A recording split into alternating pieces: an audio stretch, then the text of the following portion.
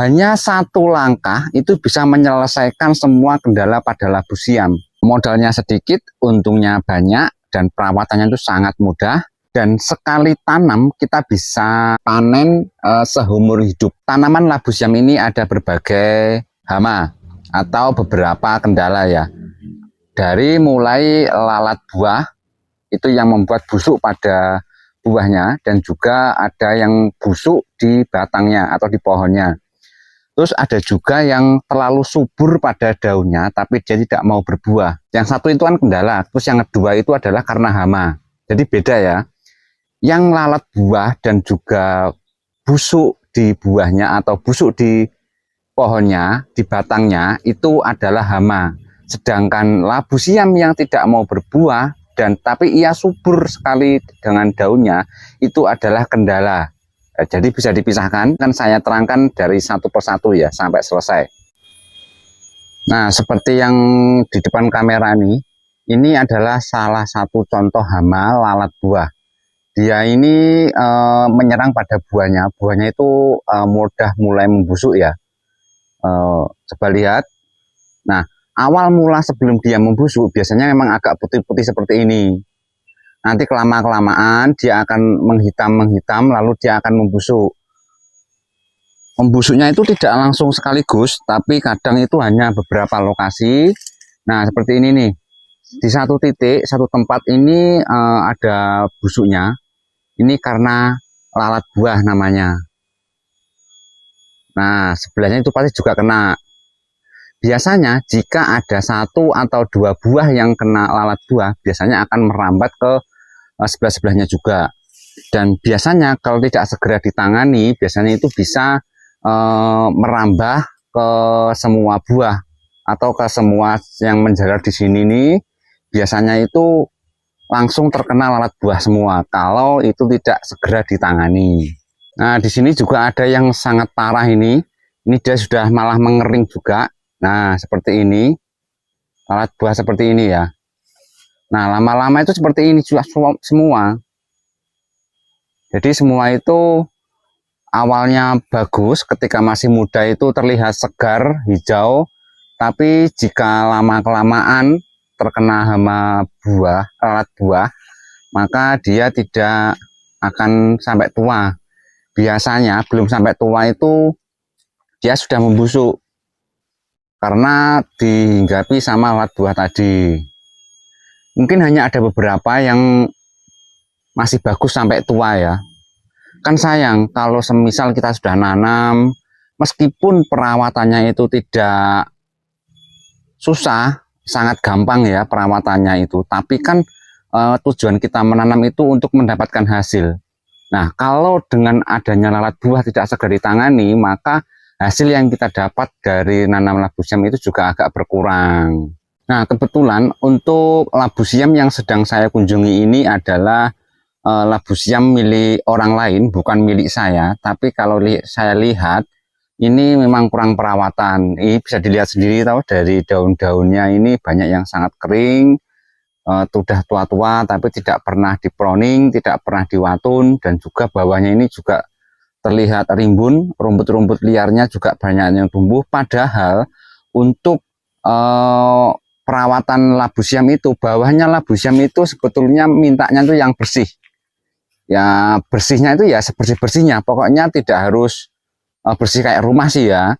Paling tidak itu tidak ada rumput-rumput liar, tidak ada tanam-tanaman yang tumbuh pada bawah para labu siam. Kecuali kalau kita mau ternak ya, ternak lele, ternak ayam, di bawah labu siam bisa. Tapi kalau untuk tanaman seperti ini, biasanya itu menghambat pertumbuhan labu siam juga. Selain itu, tanaman yang kita tanam di bawah labu siam biasanya itu juga kurang subur karena kurang sinar matahari.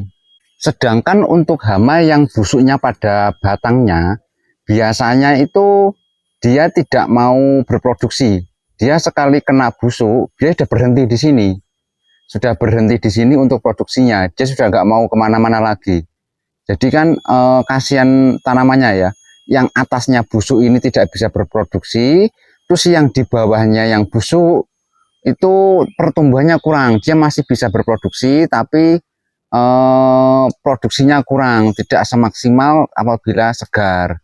Nah, dari dua kendala tersebut, lalat buah dan juga busuk pada buahnya atau pada batangnya, biasanya saya hanya menggunakan satu cara atau satu trik untuk menyembuhkan. Saya tidak pernah menggunakan obat-obatan, tidak pernah menggunakan apapun ya, hanya dengan satu langkah, dan maka dari dua hama tersebut itu terselesaikan. Cara saya, ketika saya menemui labu siam yang sedang terkena hama lalat buah, biasanya hanya satu langkah yang saya gunakan, yaitu dengan memotongnya buah yang sedang atau yang terkena lalat buah. Kita tinggal ambil gini, seperti gini. Nah, biasanya kalau lalat buah itu memang benar merambat kemana-mana ya, tapi ketika kita sudah tahu ada satu buah atau dua buah yang sudah terkena hama, maka kita harus segera memotongnya. Seperti ini ya. Kita tinggal potong saja. Nah, sudah selesai. Yang penting semua yang sudah ada lalat buahnya, yang sudah kena hama, kita tinggal potong saja. Maka nanti yang setelah kita potong akan tumbuh subur lagi seperti sedia kala. Sama juga dengan batangnya. Ketika batang itu membusuk, kita tinggal potong saja, atau mengering kayak gini.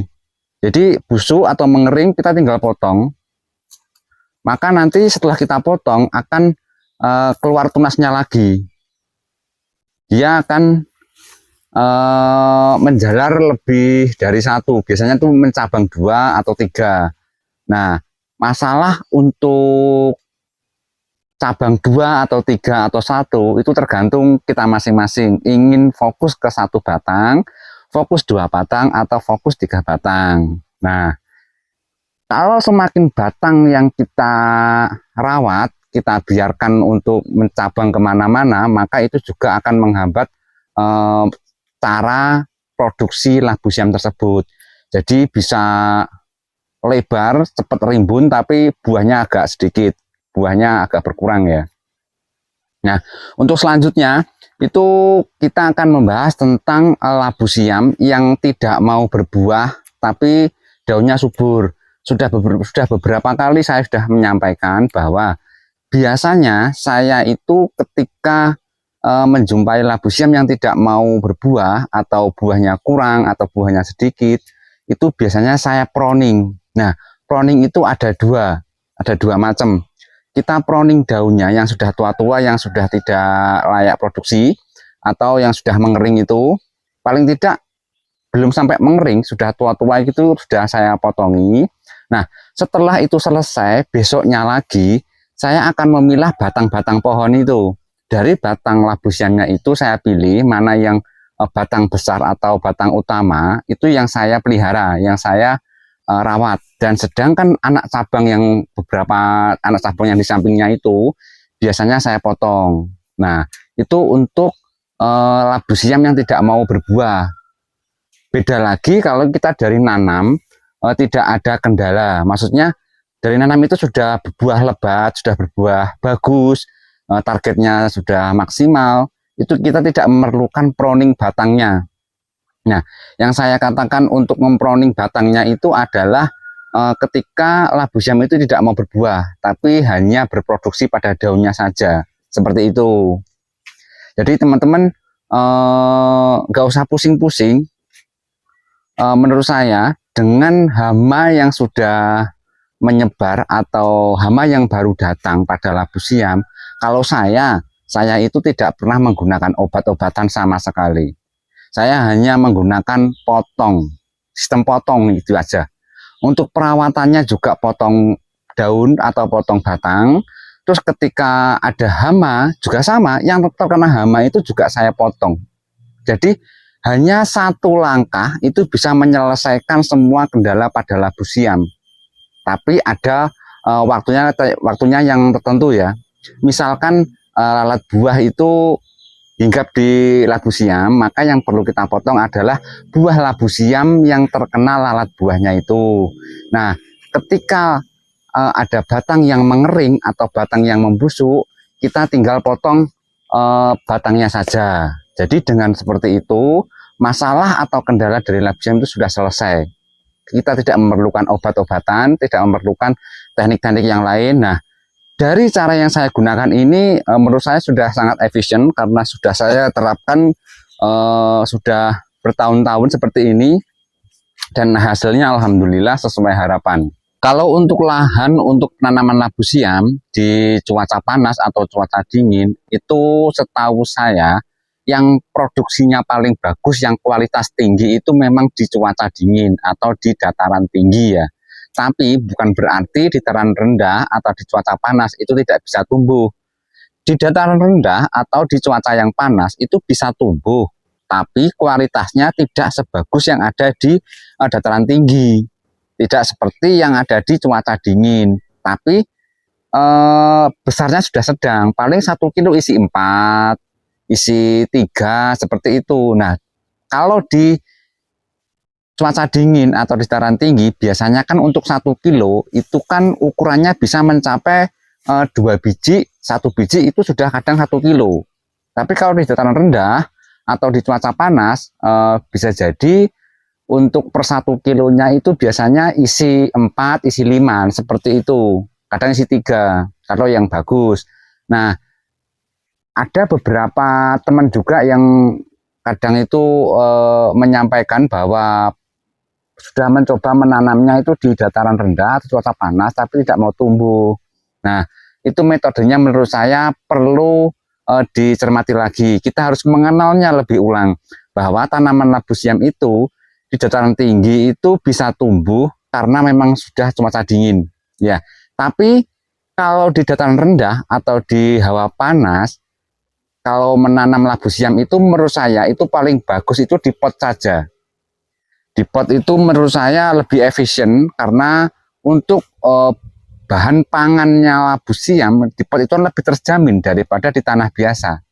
Nah, dulu saya juga sempat menanamnya labu siam ini di Jawa Timur, dulu juga tumbuh ya di pot. Dulu tuh di Surabaya itu juga tumbuh, tapi di pot. Nah, ketika waktu itu saya menggunakan media tanamnya itu menggunakan tanah biasa, tanah kompos dan juga pupuk kandang itu. Nah, untuk potnya itu saya menggunakan karung. Karung itu saya potong setengah, itu nanti saya tanami labu siam. Dan alhamdulillah tuh bisa juga tumbuh gitu loh. Yang penting perawatan kita, seberapa luang kita untuk merawat labu siam itu. Saya juga sudah pernah mengatakan di video sebelumnya bahwa sebelum kita menanam, kita harus kenal dengan tanaman itu. Kita juga harus tahu cara perawatannya itu dulu seperti apa, kan gitu. Jangan sampai kita menanam, terus kita masih bingung dengan perawatannya. Dengan jenisnya apa, perawatannya bagaimana, cara menjualnya seperti apa.